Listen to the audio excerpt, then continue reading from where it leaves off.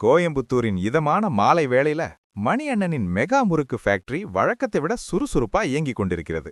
வாசலில் வாடிக்கையாளர்கள் கூட்டம் அலைமோத, உள்ளே முறுக்கு வறுக்கும் சத்தம் பின்னணியில் கேட்கிறது. மணியண்ணன் ஒருபுறம் போனில் பரபரப்பாக ஆர்டர்களை எடுத்துக்கொண்டே, இன்னொரு புறம் சத்யாவிடம் ஏதோ ஒரு வரைபடத்தை காட்டி பேசிக் கொண்டிருக்கிறார்.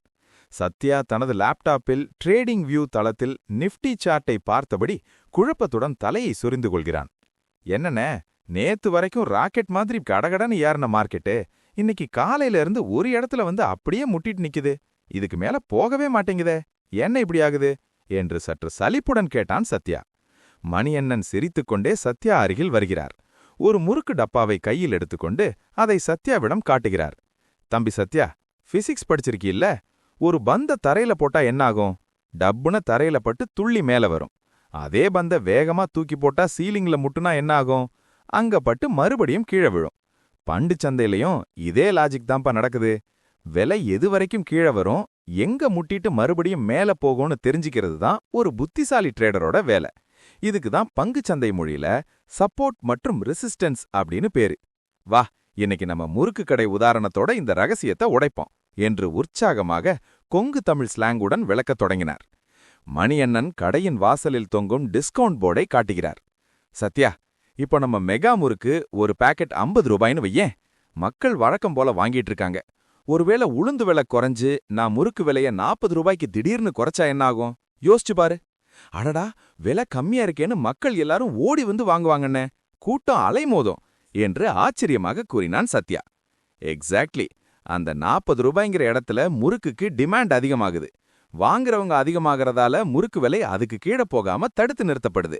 இதுதான் தரை, அதாவது சப்போர்ட். சார்ட்ல எந்த விலையில பெரிய பெரிய நிறுவன முதலீட்டாளர்கள், அதாவது இன்ஸ்டிடியூஷனல் இன்வெஸ்டர்ஸ் வாங்க காத்துக்கிட்டு இருக்காங்களோ, அங்க விலை வந்த உடனே பந்து மாதிரி துள்ளி மேல குதிக்கும். அந்த இடத்த நாம டிமாண்ட் ஜோன்னு சொல்லுவோம். நண்பர்களே, மணியண்ணன் சொன்ன இந்த முறுக்கு உதாரணம் உங்களுக்கு புரிஞ்சதா, இல்ல இன்னும் தெளிவா சொல்லணுமான்னு கமெண்ட்ல சொல்லுங்க. அண்ணே, அப்போ ஏறிக்கிட்டே போகும்போது ஒரு இடத்துல முட்டிட்டு நிக்குதே, அது என்னண்ணே என்று மீண்டும் சந்தேகத்தை கேட்டான் சத்யா. அதான் தம்பி கூரை. இப்போ முறுக்கு டிமாண்ட் அதிகமாகி 50ல இருந்து 80 ரூபாய்க்கு போயிருச்சுன்னு வையேன். இப்போ மக்கள் என்ன நினைப்பாங்க? என்னப்பா, நேத்து 50 ரூபாய்க்கு வித்த முறுக்கு இன்னைக்கு 80 ரூபாயா? ரொம்ப விலை ஏறிடுச்சு, இப்போதைக்கு வாங்க வேணான்னு முடிவு பண்ணுவாங்க. இதனால வாங்குறவங்க குறைவாங்க. அதே சமயம் 50 ரூபாய்க்கு வாங்கினவங்க என்ன நினைப்பாங்க? ஆஹா, 50க்கு வாங்கினது இப்போ 80க்கு போகுது, நமக்கு நல்ல லாபம் கிடைச்சிருக்கு, இப்போ வித்துட்டு காசை எடுக்கலாம்னு நினைப்பாங்க.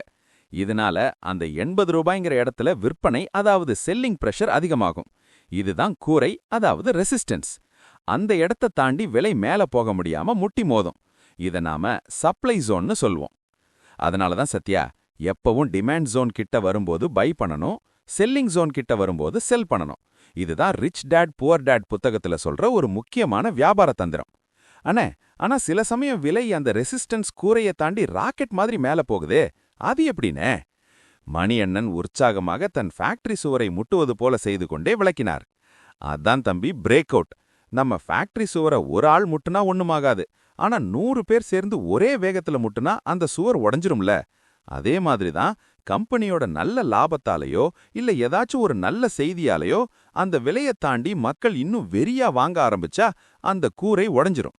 விலை ரெசிஸ்டன்ஸ் கோட்டை தாண்டி மேல போனா அது புல்லிஷ் பிரேக் அவுட். இப்போ ஒரு மேஜிக் நடக்கும் சத்யா. அந்த உடைஞ்ச பழைய கூரை இப்போ புது தரையா மாறிடும். விலை மறுபடியும் கீழே வந்தா அந்த இடத்துல பட்டு மேல போகும்.